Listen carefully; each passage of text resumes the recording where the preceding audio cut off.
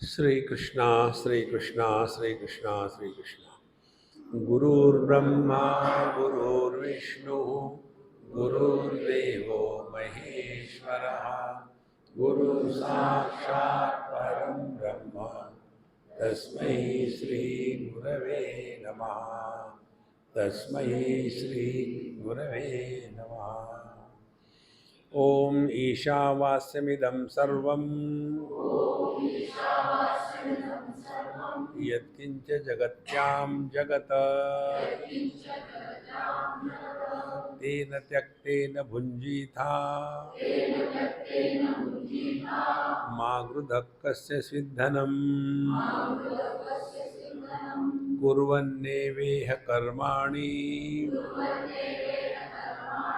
जिजीविषेत् शतकं समा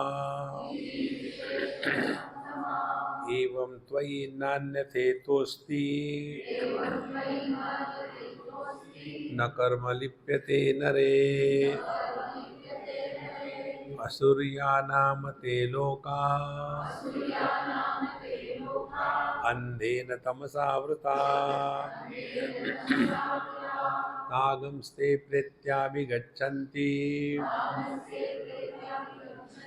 ये चात्महनो जनाः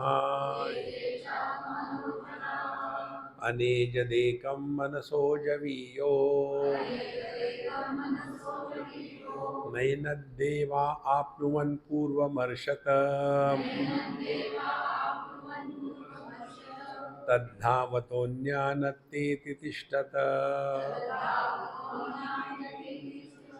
तस्मिन्नपो मातरिश्वा दधाति तदेजति तन्नेजति तद्धूरे तद्वदन्तिके तदन्तरस्य सर्वस्य तदु सर्वस्यास्य बाह्यतः।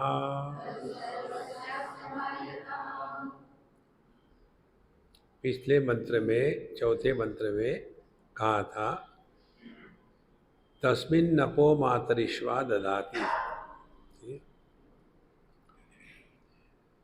जो सबका अधिष्ठान है, आधार है, वो मातरिश्वा दधाति। तस्मिन् माने उस परमात्मा में, मातरी माने वायु, और जो आकाश में भ्रमण करता है उसको मातरिश्वा कहते हैं। तस्मिन् अपः, अप माने जीवन। देखो तस्मिन् अपः, अपः कर्माणि प्राणिनां चेष्टा लक्षणानि। अपः मीन्स मनुष्य के या सभी प्राणियों के जो चेष्टा है, जो प्रयत्न है, जो क्रिया है, कर्म है, उसको अप कहते हैं। अपकर्माणि प्राणिनाम चेष्टा लक्षणानि माने केवल मनुष्य या जो जीव है उनके ही नहीं बल्कि अग्नि आदित्य पर्जन्यादीनान ज्वलन दहन प्रकाश भी अभिवर्षणानि इत्यादि लक्षणानि ददाति विभजति इत्यर्थः। केवल ऐसे नहीं कि मनुष्य प्राणी है और पशु है, इनका जीवन चल रहा है इस तत्व के आधार पर, बल्कि जो समष्टि है माने कारणात्मक जो है, हम जो है कार्यात्मक है और हमारा कारण जो है वह क्या क्या है, ये पंच महाभूत है, अग्नि आदित्य इत्यादि, उनका भी नियंत्रण वही करता है। देखो,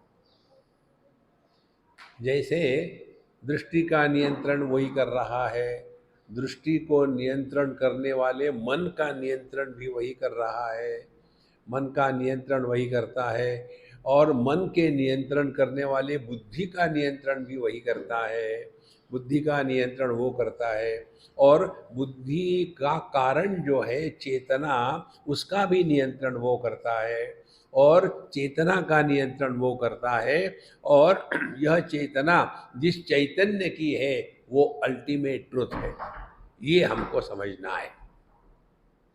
देखो, एक कथा आती है रामायण में, जब भगवान ने देखा कि समुद्र भगवान को क्रॉस करने के लिए जगह नहीं दे रहा, तो लक्ष्मण जी को गुस्सा आया, दैव दैव आलसी पुकारा, बहुत गुस्सा आया। उन्होंने कहा चलो इसको सुखा डालो। तो जब समुद्र को सुखा डालने के लिए उठाया तीर बाण, तो समुद्र देवता प्रकट हो गए, आदि दैविक प्रकट हो गए। बोले आप हमको क्यों ऐसा कर रहे हैं, आप ही ने तो हमको बताया ये तुम्हारा नियम है, हम तो अपने नियम के अनुसार चल रहे हैं। तो वहाँ ये बड़ा विस्तार से प्रसंग आता है। अग्नि गर्म क्यों है, ईश्वर इच्छा से। बादल बरसते क्यों, ईश्वर इच्छा से। माने यह संपूर्ण जगत कारणात्मक और कार्यात्मक दोनों का ही नियंत्रण करने वाला जो तत्व है, उसकी बात हम कर रहे हैं। ये अपनी असलियत है, उधर हमको ध्यान देना है। तो क्या है वो, तदेजति तन्न एजति इत्यादि, तद्दूरे तद्वदंतिके तदंतरस्य सर्वस्य तदु सर्वस्यास्य बाह्यतः। इसमें से हमने तदेजति देखा था, तन्न एजति, वो हिलता भी है और नहीं भी हिलता। माने भले अभी सब ठीक चल रहा, बाद में करो जो करना है। तो तदेजति, जो चलता भी है, परिवर्तन भी दिखता है, लेकिन परिवर्तन होता भी नहीं।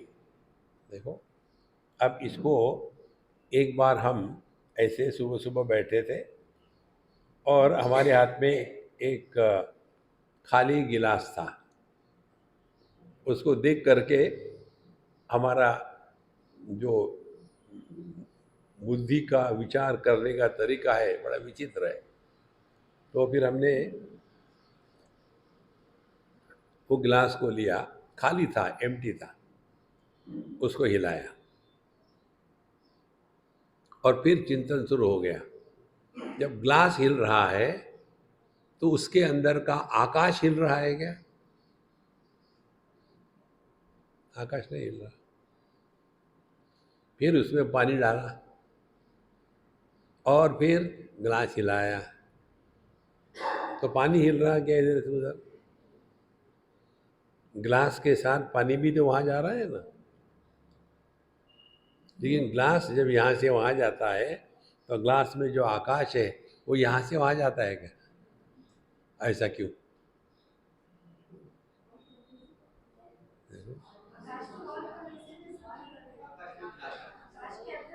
क्योंकि पानी केवल ग्लास के अंदर है, बाहर नहीं है। आकाश ग्लास के अंदर बाहर है, इसका अर्थ ग्लास आकाश के अंदर है।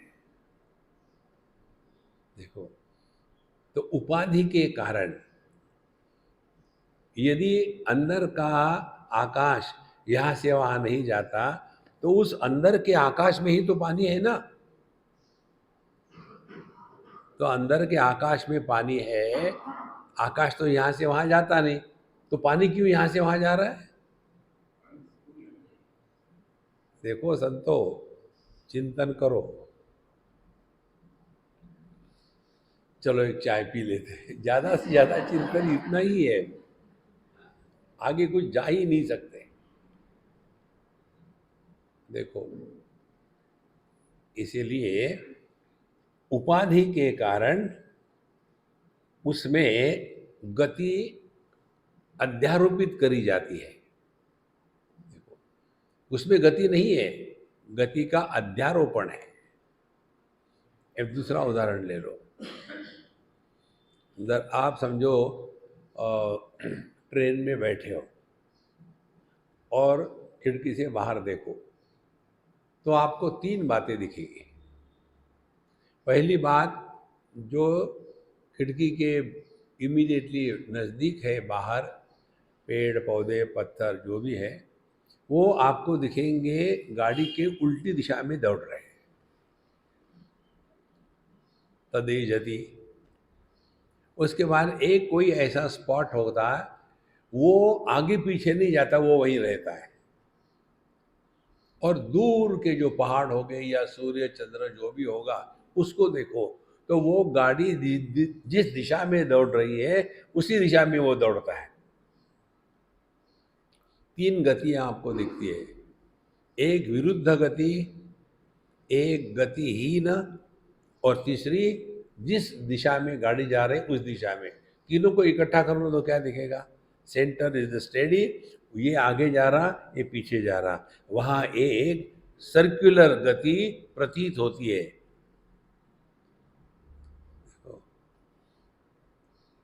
अगली बार गाड़ी में बैठो तो इसका चिंतन करना देख लेना। फिर आप गाड़ी से उतर जाओ। कैसे? चलती गाड़ी से छलांग मारो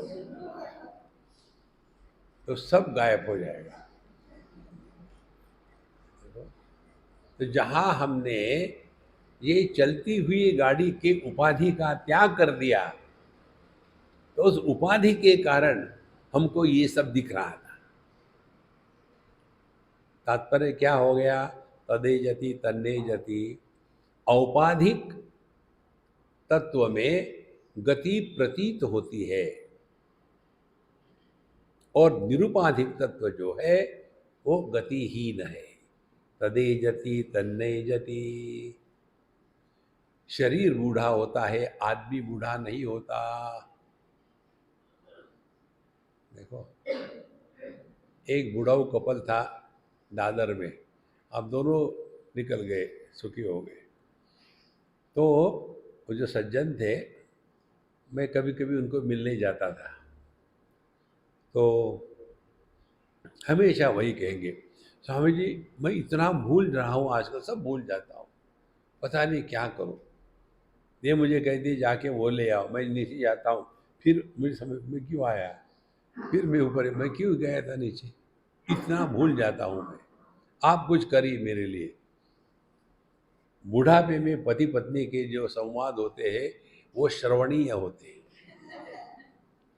जो बात पति कहेगी, पति कहेगा पत्नी को काटना है, जो पत्नी कहेगी उसको पति को समर्थन करना है, ये चलते ही रहेगा। तो उन्होंने डांटा, स्वामी जी आए, शुरू हो गई कंप्लेन, याद नहीं रहता, याद नहीं रहता। ये कैसे याद रहता है कि याद नहीं रहता? देखो कितनी सुंदर बात है। इसलिए औपाधिक परिवर्तन जिस अधिष्ठान पर आधारित है, वह अधिष्ठान तन्नेजति, उसमें कोई परिवर्तन नहीं होता। इस सिद्धांत को पकड़ लो तो धीरे धीरे आप सहज रूप से शांत रहने लग जाओगे। रूप रंग में परिवर्तन है, दृष्टि में नहीं। दृष्टि में परिवर्तन है, मन में नहीं। मन में परिवर्तन है, बुद्धि में नहीं। बुद्धि में परिवर्तन है, चेतना में नहीं। चेतना में प्रकट अप्रकट परिवर्तन है, चैतन्य में नहीं। कितनी सरल सीधी सीधी लाइन है। तदे जति तन्नय जति, फिर तद्दूरे तद्वदंतिके, बड़ी सुंदर बात बताती है। तद्वद किंच तद्दूरे वर्ष कोटि शतैः अपि अविदुषाम अप्राप्यत्वात् दूर इव। अविदुषाम, जो अज्ञानी है हम लोगों के जैसे, उनके लिए वर्ष कोटि शतैः अपि, कितने भी जन्म ले लो आप, कितने भी हजारों करोड़ों साल बीत जाए, आपके लिए परमात्मा बहुत दूर है, बहुत दूर है। जैसे होराइजन, क्षितिज, क्षितिज कहाँ है? बहुत दूर है अज्ञानी के लिए। इसी प्रकार से जिन्होंने परमात्मा को अपने से अन्य माना है, उन्होंने कुछ समझा ही नहीं। एक सिद्धांत है, परमात्मा की उपलब्धि केवल आत्मरूप से ही हो सकती है। देखो, मीठा और बहुत मीठा, आत्मा और परमात्मा, देखो बहुत मीठा माने क्या, उसमें और मिठाई मिठास डाली नहीं जा सकती। इसी प्रकार से आत्मा परिच्छिन्न है, परमात्मा परिपूर्ण है। तो वही परिपूर्ण परमात्मा उपाधि के कारण परिच्छिन्न इव लगता है, कम है। और ऐसा जिसने अपने आप को देह मान लिया है, अपूर्ण मान लिया है, उसके लिए परमात्मा बहुत दूर है।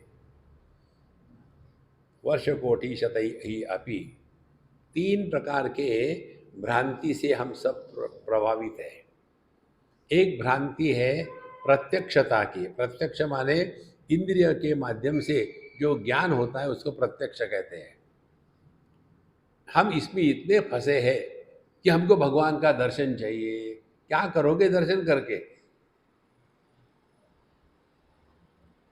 देखो महाराज, कितने ही जो लोग हैं वो अपने गुरु महाराज को गुरु भगवान गुरु भगवान रोज उनका सर खाते हैं, लेकिन उनको कुछ होता ही नहीं।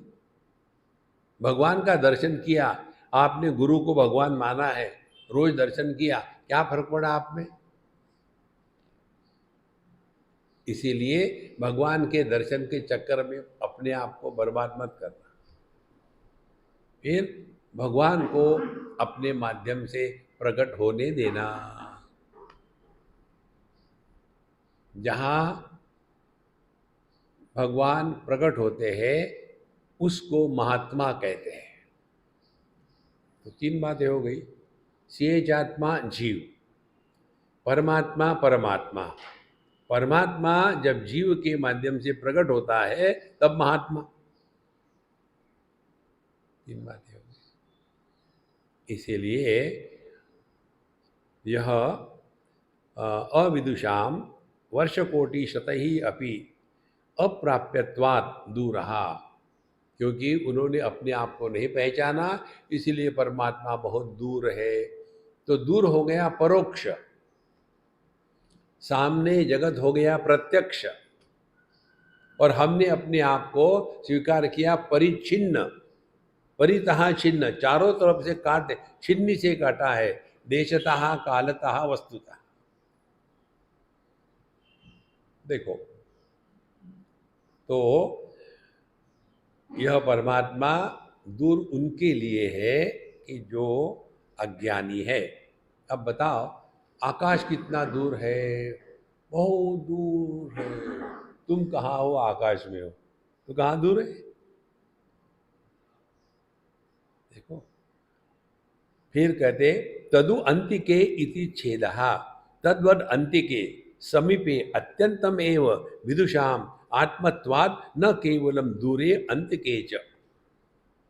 तो जो विदुषा है, विदुषी है, जो ज्ञानी है, उनके लिए अत्यंत समीपत्वाद, उनके लिए उनके कोई भ्रांति नहीं है कि परमात्मा कहीं दूर है, अपना ही स्वरूप है। तो मेडिटेशन क्या हो गया? खेलो, कहते हैं ना खेलो इंडिया, तो खेलो गॉड गॉड, कहो मत लेकिन पब्लिक को, अपने अंदर खेलो। दुख आ गया तो अरे यार मैं तो भगवान हूँ, कैसे दुखी हो सकता हूँ? आई एम सो सॉरी, दुखी नहीं हो सकते, भगवान है ना, परमात्मा है, परमात्मा में लाभ हानि नहीं होती, यहाँ वहाँ नहीं होता, दोस्त दुश्मन नहीं होता। यही अभ्यास है। ऐसा करते करते धीरे धीरे तब समझ में आता है तद अंतिके, परमात्मा कहीं बाहर नहीं है, हम भी परमात्मा में ही है।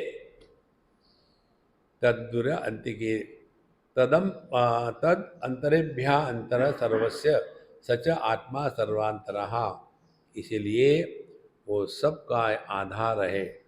तदुंतर से सर्वस्य तदु सर्वस्यास्य बाह्यतः, इसीलिए सबका अंतरात्मा होते हुए भी अस्य सर्वस्य बाह्यतः व्यापकत्वाद आकाशाद इव निरंतरतिश सूक्ष्मत्वाद अंतः। देखो, ये जो ध्यान करने वाले जो लोग होते हैं ना, उनकी समस्या क्या है? उनका फाउंडेशन गलत है। फाउंडेशन गलत ये है, उन्होंने मान लिया है क्योंकि उनको बताया गया है वैसा, उनका दोष नहीं। बताया गया है कि देखो पहले शांत बैठो, फिर अपने सांसों को देखते रहो, और फिर अंतर्मुखी हो जाओ, और फिर आपको वहाँ एक प्रकाश दिखेगा। अब बेचारा वो साधक वो कल्पना करता है अंदर बाहर, अंदर बाहर, अंदर बाहर, यही भ्रांति है। सत्य क्या है? हमने आपको कल बताया था, बाहर आकाश, कमरे के अंदर आकाश, कंक्लूजन कमरा आकाश में है। इसीलिए बाहर के आकाश के जो गुण हैं वही अंदर के आकाश के गुण हैं। फिर बाहर हवा, हमारे शरीर के अंदर हवा, बाहर की हवा चलनात्मक है, अंदर के प्राण चलनात्मक है। बाहर की हवा रुक जाती है तो सफोकेट होता है, अंदर की हवा रुक जाती है तो राम नाम सत्य है। देखो, तो तात्पर्य क्या निकला? हमारा देह हवा में या प्राण में है। आधार हमेशा आधेय से बड़ा, शक्तिशाली और परिपूर्ण होता है। जैसे ये माउस, इसको हमने अपने हाथ पर रखा तो हमारा हाथ इस माउस से बड़ा है, शक्तिशाली है। देखो, आधार। तो ये देह का आधार प्राण है, इसीलिए देह में प्राण नहीं है, प्राणों में देह है। निकल गए देह के बाहर, फिर और आगे चले जाओ। जो वस्तु मन में प्रवेश नहीं करती, उस वस्तु का अस्तित्व हमारे लिए नहीं होता। देखो, दोपहर को 11 बजे के समय में, सुबह को, ये जो टीवी वाले होते हैं ना, उसमें आपको विशेष प्रोग्राम होता है लेडीज के लिए,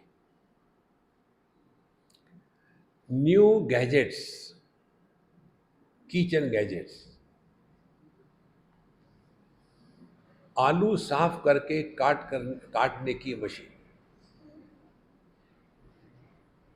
1 मिनट में 5 किलो आलू साफ होकर के एग्जैक्टली शेप में कट के बाहर आ जाएंगे। डेमो होता है और वहाँ एडवर्टाइजमेंट आती है, MRP 21,000 रुपीज़। इसी समय इस फोन पर करोगे तो 2100 रुपीज़ में मिलेगी। तो ये महामाया कितना लाभ हो रहा है। 21,000 से 2100 तुरंत कट कर दूसरे दिन मशीन पहुंच जाती है। अब मशीन लिया, घर में कितने लोग हैं? 2, हम 2, हमारा कोई नहीं। अब ये 5 किलो आलू को काट के क्या करेंगे? अब फिर मशीन तो ली है, पब्लिक को दिखानी भी तो है।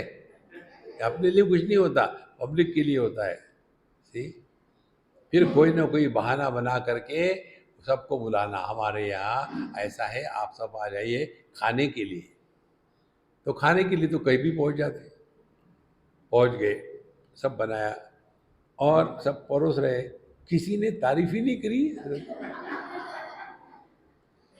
फिर ये देखो, हमने ये जो आलू की सब्जी बनाई है ना, इसमें देखो कितना एक एक पीस एग्जैक्टली सेम शेप का है, सेम साइज का है। हाँ अच्छा है, अच्छा खा जाओ। कोई पूछता नहीं कि ये कैसे किया। फिर बताते वो उसमें क्या हो गया कि हमने एक मशीन मंगवाई है। उस मशीन को दिखाने के लिए 21,000 की मशीन और पब्लिक को खाना खिलाना 21,000 रुपये का करना। देखो महाराज, क्या करोगे इन सब चीजों का? तो प्राण में देह और मन में देह और प्राण। तो जब तक उस मशीन के बारे में जानकारी नहीं थी, तब तक उस मशीन को ऑर्डर नहीं किया था। जहां वो मशीन मन के अंदर आ गई, और मशीन कहाँ है? बाहर है। ये मशीन है, ये ज्ञान कहाँ है? अंदर है। देखो, तो मन अंदर भी है, बाहर भी है। देखो, तो निकला क्या अर्थ? कि जैसे प्राण में देह है, उसी प्रकार से मन में देह और प्राण है। अब क्या हो गया? पहले देह से निकल गए, प्राणों में आ गए, प्राण से निकल गए, मन में आ गए। और एक दिन ये बात समझ में आती है कि जो भी हमारे जीवन के अच्छे बुरे अनुभव है, वो केवल मन में होते हैं, शरीर को कुछ नहीं होता। ये जो पेन किलर देते हैं ना, ये मन को नंब कर देते हैं, शरीर को कुछ नहीं होता। जो कुछ होता है मन को ही होता है। ये पूरी दुनिया मन में है, बाहर कुछ नहीं है। मन ने ही कल्पना कर ली, देह के अंदर, देह के बाहर। हम इस कमरे के अंदर और बाहर, ये कब है अंदर बाहर? जब ये दीवार है तब। दीवार को हटा दो तो कहाँ अंदर बाहर है? सुषुप्ति में इस देहात्म भाव की दीवार को हटा देते हैं तो हम कहाँ है? अंदर है कि बाहर है?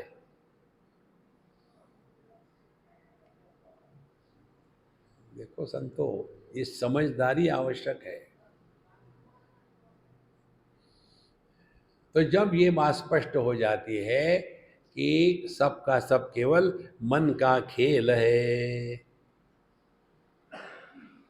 तो साधना क्या होगी? मन के परे जाना। मन को चित्तवृत्ति निरोधा नहीं करना। चित्तवृत्ति निरोध करने से कुछ नहीं होता। तो ये योगियों का चित्तवृत्ति निरोध भी नहीं होता। वो कहते जरूर है, होता किसी का नहीं। और क्यों डरना चित्तवृत्तियों से? डरने से काम नहीं होता। फिर समझदारी से काम होता है। समझदारी यही है, जिसको जिसको हमने महत्व दिया है, वही वस्तु हमारे मन में प्रवेश करती है।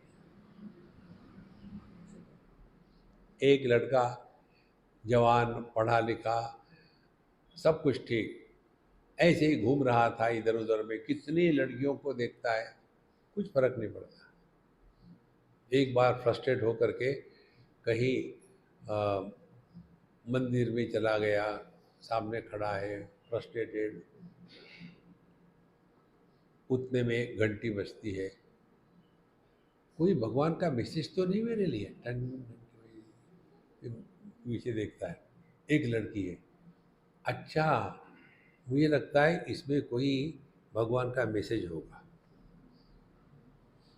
फिर वो आके पूछती है, माफ़ करना, आप यहाँ के रहने वाले हैं क्या?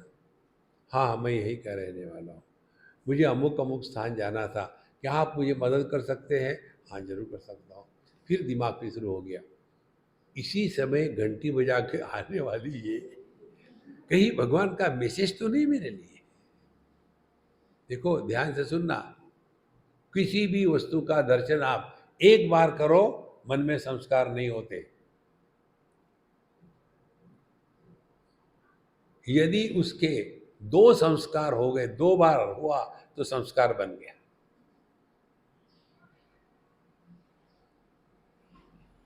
ये अभ्यास करते करते हम ये समझ लेते हैं कि दर्पण में जैसे इम्प्रेशन या प्रतिबिंब होता है, संस्कार नहीं होता, इसी प्रकार से साधु संत ज्ञानी महात्मा लोग सबके साथ रहते हैं, उनके मन पर कोई संस्कार नहीं होते।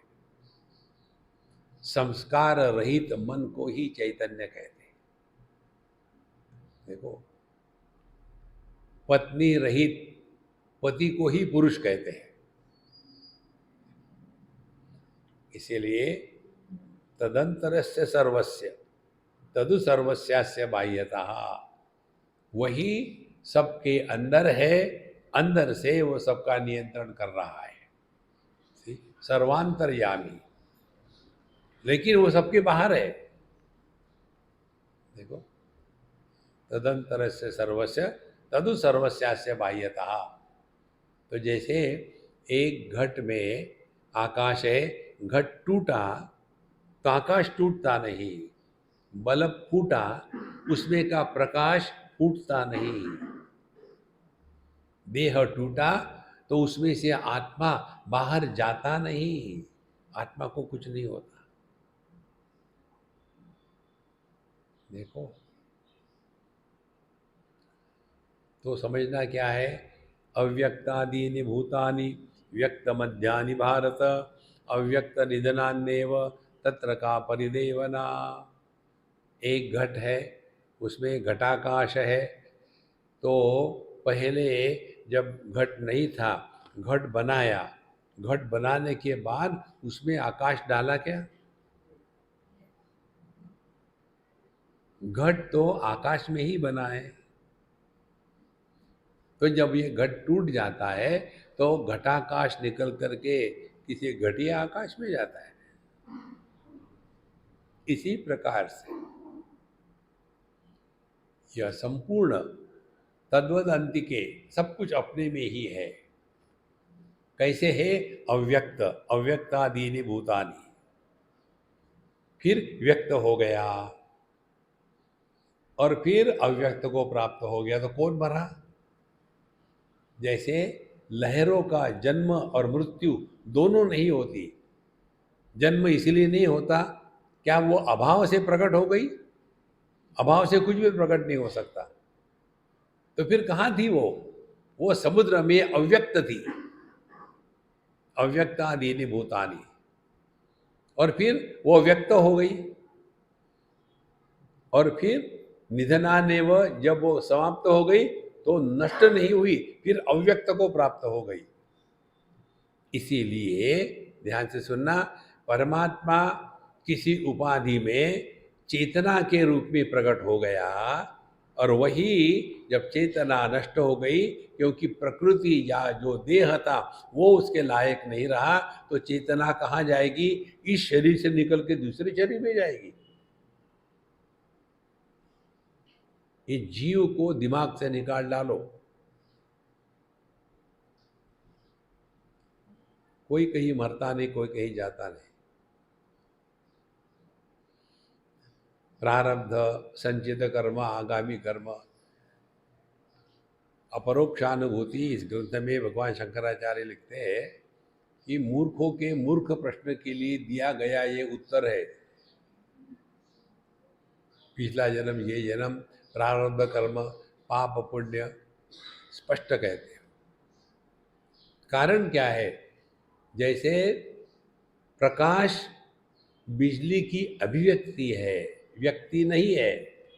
बल्ब भले अलग अलग हो, प्रकाश एक है। इसी प्रकार से देह के दृष्टि से देखो, हम अलग अलग दिखते हैं, सब में जीवन एक है, लेकिन हमने जीवन को जीव मान लिया। शब्द क्या है? जीवन। न माने नहीं, जीव नहीं है, जीवन है। It is not the soul, it is not individuality, it is manifestation. इसलिए साधना क्या हो गई? व्यक्ति का त्याग हो करके अभिव्यक्ति में प्रवेश होना। देखो, पति ये व्यक्ति है कि अभिव्यक्ति है? यदि व्यक्ति मानोगे, जिंदगी भर पत्नी से दुखी रहोगे। यदि उसको अभिव्यक्ति मानोगे तो अभिव्यक्ति क्या हो गई? आदमी का पत्नी के परिच्छिन्नता से प्रकटीकरण के प्रक्रिया को पति कहते हैं। इसमें ये नहीं कहा कि मैं ही पति हूं, कोई भी किसी के भी साथ शादी कर ले उसको पति ही कहते हैं। तो पति ये व्यक्ति नहीं है, ये अभिव्यक्ति है। दुखी होने वाला व्यक्ति होता है। तो ये पति को साधना क्या करनी पड़ेगी? If you can remain as a happy husband, you have done all the spiritual practice. देखो, व्यक्ति होते हुए भी लोगों के लिए असल में अभिव्यक्ति। इसका मतलब साधना करने की जरूरत ही नहीं, बिल्कुल नहीं। देखो, the real spiritual practice is a process of undoing and unbecoming.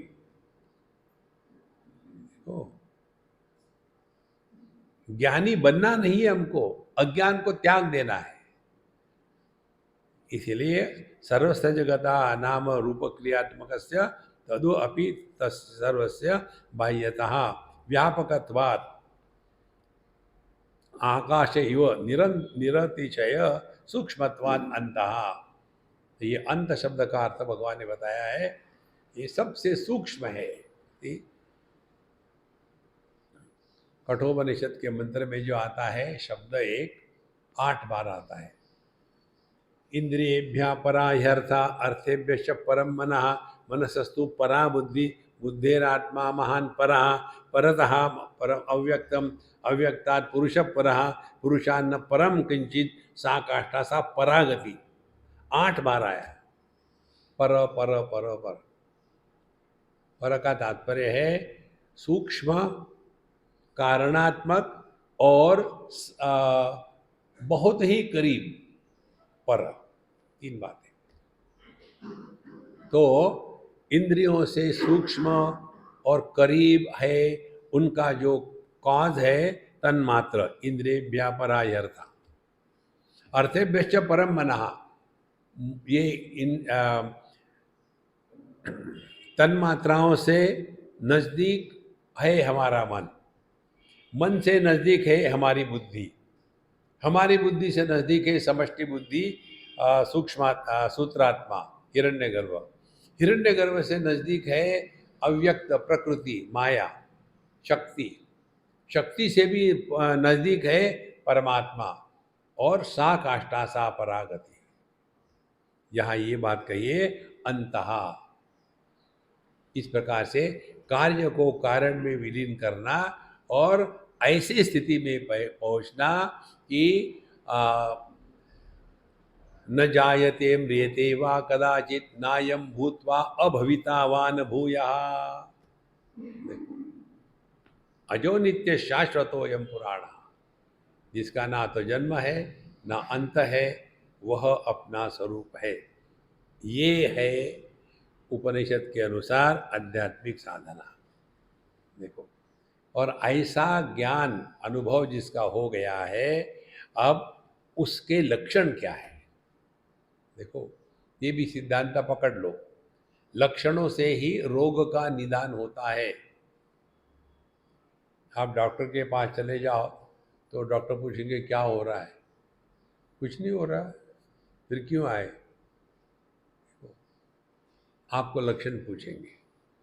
लेकिन आयुर्वेदिक डॉक्टर के पास जाओ, वो पूछेंगे नहीं, वो सीधा आपकी पल्स पकड़ेंगे। पर्स नहीं, पल्स। ये जो होते हैं ना अंग्रेजी डॉक्टर, एलोपैथी वाले, वो पर्स पकड़ते हैं और ये लोग पल्स पकड़ते हैं। फिर पल्स से बताते हैं पित्त तो बढ़ गया है। हम तो कहाँ बढ़ गया है चीज? देखो, तो लक्षणों से कारण का निर्णय होता है। तो ध्यान से सुनना, भगवद गीता में और सभी ग्रंथों में एक विषय अनेक बार आता है। भगवद गीता में 3 बार आया है। स्थित प्रज्ञ लक्षण 2वें अध्याय में, भक्त के लक्षण 12वें अध्याय में, और गुणातीत पुरुष के लक्षण 14वें अध्याय में। इन सभी लक्षणों का तात्पर्य हमको किसी का इवेल्युएशन नहीं करना। साधु संतों के लक्षण साधक के लिए एक मार्गदर्शिका होती है। तो जैसे भक्त का लक्षण है अद्वेष्टा सर्वभूतानां मैत्र करुणैव च, तो वो हमारे लिए साधना बन गई। 2वें अध्याय में कहते हैं कि प्रजहाति यदा कामान सर्वान् पार्थ मनोगतान आत्मन्येवात्मना तुष्टः स्थित प्रज्ञ सदोच्यते। ये हमारे लिए साधना है। यदा सर्वान् मनोगतान कामान प्रजहाति, जब हम अपने अंतःकरण के सभी कामनाओं का त्याग कर दे और बोर होके नहीं बैठे, आत्मन्येवात्मना तुष्टः, we are at peace with our self, ये लक्षण है ज्ञानी पुरुष का। अब ये अभ्यास करो, धीरे धीरे धीरे ये सब प्रसंग अपने आप पर उतारने के लिए है। अब आगे कहते हैं 6वें श्लोक में,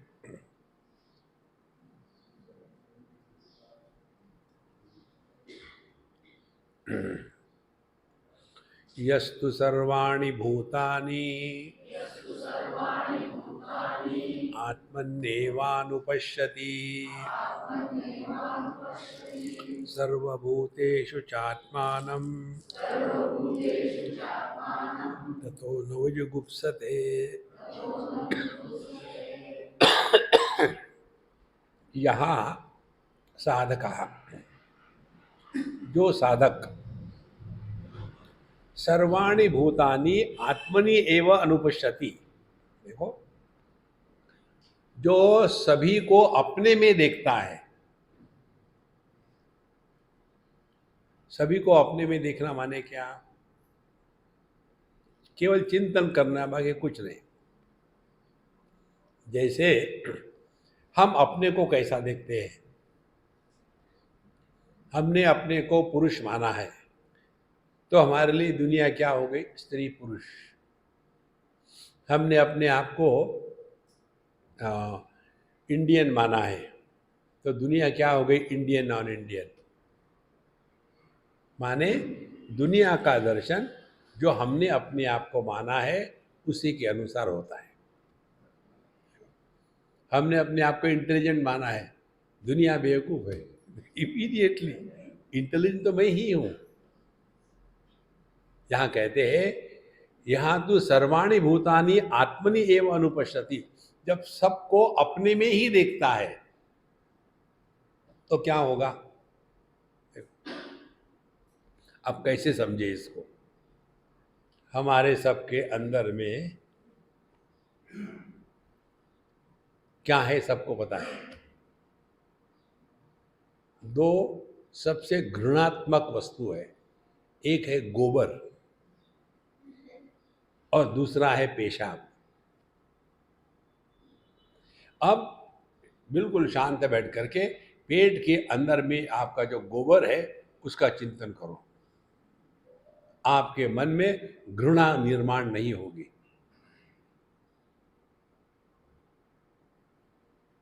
देखो, वही बाहर आने के बाद प्रेम निर्माण होता है क्या? देखो, एक हमारे मित्र थे, बड़े लाइट हार्टेड।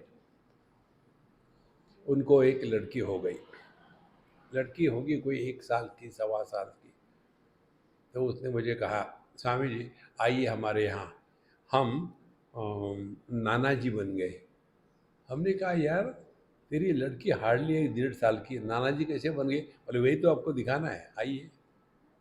हम गए उसके यहाँ, उसके लड़की के पेट से वो कीड़े निकले। देखो, यदि कीड़े निकलने के बाद कोई दादा नाना बनता है क्या?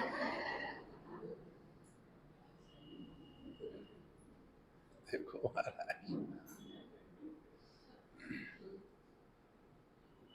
और यदि उसी बच्ची से बड़ी होने के बाद बच्चे निकलते हैं तो हम ये कहेंगे कीड़े निकले।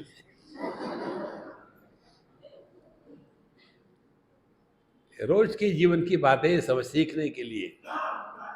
तो जिसको हमने आत्मरूप से ग्रहण किया है,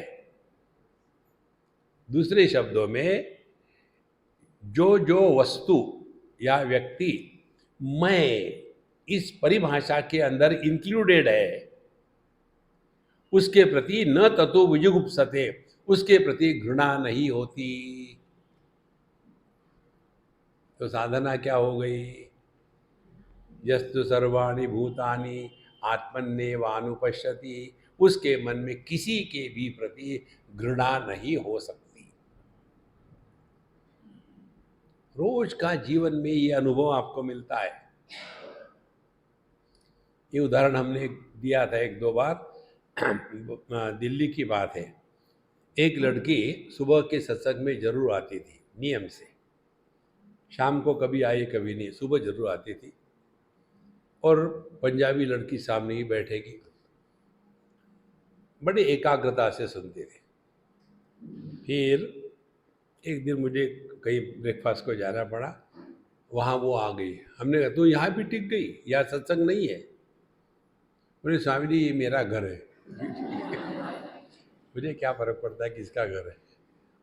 तो ठीक है, मम्मी को बनाने, तू मेरे पास बैठ। आके बैठी, बोले तुम्हारे हाथ दे दो। मैंने उसके हाथ ले लिए। पहली बार मैंने जिंदगी में इतने लंबे लाल रंग के नखून इतने नजदीक से देखे थे। हमने कहा, यार तुम क्या खाती हो, बीट रूट खाती हो कि खून पीती हो? कितने लाल लाल तुम्हारे नाखून हो गए।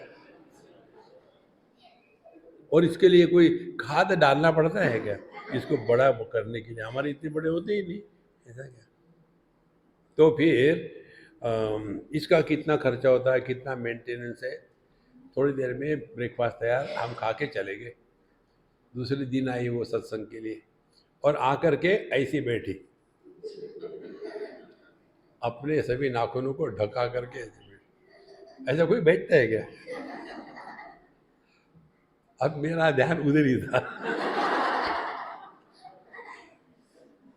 फिर सत्संग के बने, इधर आ जाना, चलो हाथ मिलाते। अच्छा स्वामी जी, ऐसे नहीं, ऐसा तो अरे बाप रे क्या किया तुमने, काट दिए सब? तो स्वामी जी मुझे बड़ा अटपटा लगा, मैंने काट दिए। हमने कोई बात नहीं, मुझे बहुत अच्छे लगते थे। कहाँ है वो, मुझे दे दो। स्वामी जी मैंने फेंक दिए उसको। ध्यान से सुनना, जब वो शरीर का अंग था, सौंदर्य का लक्षण था, उससे प्रेम था, घृणा नहीं थी, वही शरीर से अलग हो गए, कचरा बन गया ना। ये दुनिया सूखा कचरा तब होता है, गीला कचरा तब होता है जब हम अपने आप को सबसे अलग मानते हैं तब। यस्तु सर्वाणि भूतानि आत्मनि एव अनुपश्यति। या तो सबको अपना स्वीकार करो या किसी में भी ना फंसो, दो में से एक, अर्थ एक ही है। देखो, यस्तु सर्वाणि भूतानि आत्मन्नेव अनुपश्यति सर्वभूतेषु च आत्मानम। और जब हमको, अब दूसरा इसका एक्सटेंशन, माँ जब अपने बच्चे से प्रेम करती है तो उस माँ का बच्चे के प्रति प्रेम का क्या कारण हो सकता है कि माँ उस बच्चे को देखती है ये बच्चा मेरा ही एक्सटेंशन है। शरीर अलग है, भूख प्यास अलग है, लेकिन अनुभव एक है। कारण ये माँ का स्पष्ट अनुभव है कि ये मेरा ही एक्सटेंशन है, इसीलिए मैं और मेरा बच्चा। कब तक के? जब तक कि ये इसके कहने के अनुसार नाचेगा तब। जब वो बड़ा हो गया और दूसरी लड़की ढूंढ ली शादी के लिए, उसी दिन से ये माँ महाकाली बन जाती है। देखो, स्त्री के ये भिन्न भिन्न रूप है, आपको मालूम है सबको। स्त्री का मातृत्व रूप सर्वश्रेष्ठ है। यही स्त्री जब अपने जवाई की मदर इन लॉ सास बनती है तो माँ से भी बढ़िया होती है। सभी जवाइयों को पूछो, जब भी ये जाते हैं ना अपने ससुराल, आइए आइए आइए बैठिए, क्या चाहिए कैसे चाहिए, कितनी आवा भगत। उस समय बेवकूफ़ को लगता है कि मेरी माँ से मेरी सास अच्छी है। अच्छा अच्छा कुछ नहीं है, उसको मालूम है क्या माल दिया है। इसीलिए वो ऊपर से मलहम पट्टी है, बाकी कुछ नहीं है। और वही स्त्री जब अपने बहू की सास होती है, काली कराली च भयानका च, ये सब केवल ये ज्ञान के अभाव के कारण होता है। तो यस्तु सर्वाणि भूतानि आत्मन्नेव अनुपश्यति, सबको अपने में स्वीकार कर लिया तो द्वेष नहीं होगा। सर्वभूतेषु च आत्मानम, सब में अपने आप को देखो। कैसे अपने आप को देखो? यदि हमारे जीवन में कोई अच्छी घटना होती है तो हम चाहते हैं सबके साथ उसको बांट करके उसको सेलिब्रेट करें। जब जो दुर्घटना होती है तो हम चाहते हैं कि कोई आके हमको सांत्वना दे, हमारे दुख को हल्का करे। इसी प्रकार से जो व्यक्ति अन्य के खुशी में खुश हो जाता है, जो अन्य के दुख को देख करके अपना हाथ बटाता है, उसने ये दूसरा समझ लिया, सर्वभूतेषु च आत्मानम। देखो, जैसा दुख हमको होता है वैसा अन्य को भी होता है। ये जो समझ सकता है उसी ने ये मंत्र को समझा है। देखो, स्त्री स्त्री को कभी नहीं समझ सकती, हमेशा वही चिक चिक चिक चिक चिक चिक चलती रहती। इसीलिए महाराज, जैसे जैसे आपकी सूक्ष्मता बढ़ती है ना ज्ञान की, तब आप देखेंगे ना काहू से दोस्ती ना काहू से बैर। सबके साथ सहज रहो, दोस्त भी निर्माण नहीं करने, दुश्मन भी निर्माण नहीं करने। यहाँ परिव्राट मुमुक्षु सर्वाणि भूतानि अव्यक्तादीनि सावरांतानि आत्मनि एव अनुपश्यति आत्मा व्यतिरिक्तानि न पश्यति इत्यर्थः। सर्वभूतेषु च अथ आत्मानं तेषाम् अपि भूतानां स्वम् आत्मत्वेन याथास्य देहस्य कार्यकरण संघातस्य आत्मा अहम सर्वप्रत्यय साक्षीभूतश्चैत चेतयिता केवलो निर्गुणश्चैव। तो जिसने इसको समझ लिया है, सब में और अपने में कोई फर्क नहीं है। न ततो विजुगुप्सते, विजुगुप्सा घृणाम न करोति, फिर उसके जीवन में घृणा समाप्त हो जाती है। अगले बार आप कभी किसी मंदिर में जाओगे, हम वहाँ जाएंगे ना अभी, ज्ञानेश्वर महाराज के वहाँ, तो एक चीज़ मांग लेना कि हे भगवान, हमारे अंतःकरण में किसी के भी प्रति कभी भी, सपने में भी, मजाक में भी एक बार भी घृणा का भाव निर्माण न हो, ये मांगो आप।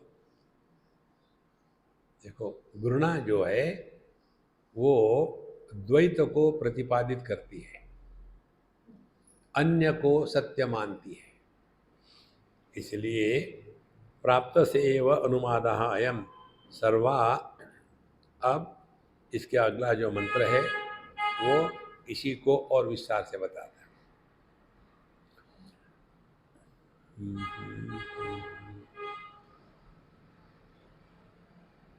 न ततो विजुगुप्सते।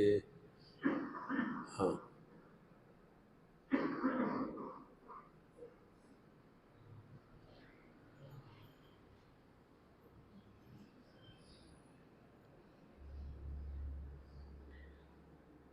सातवां मंत्र, यस्मिन् सर्वाणि भूतानि आत्मैवाभूत विजानतः तत्र को मोह कशोकः एकत्वमनुपश्यतः। यस्मिन् सर्वाणि यस्मिन् काले, जिस क्षण, सर्वाणि भूतानि आत्मा एव अभूत विजानतः, जिसने ये स्पष्ट रूप से अनुभव किया है, सर्वाणि भूतानि आत्मा एव अभूत, मैं ही सब कुछ हूं। देखो, जिसके साथ मैं जुड़ जाता है उसके प्रति प्रेम करना नहीं पड़ता। देखो, जैसे बच्चा होने के पहले उस लड़की को सभी लोग दुनिया भर का उपदेश करते हैं, ये मत खाओ, वो मत खाओ, ऐसा मत करो, वैसा मत करो, सब कुछ। कभी भी ना तो माँ ना तो सास उसको बताती है कि तुम अपने बच्चे से प्रेम करो। प्रेम करते नहीं, प्रेम होता है।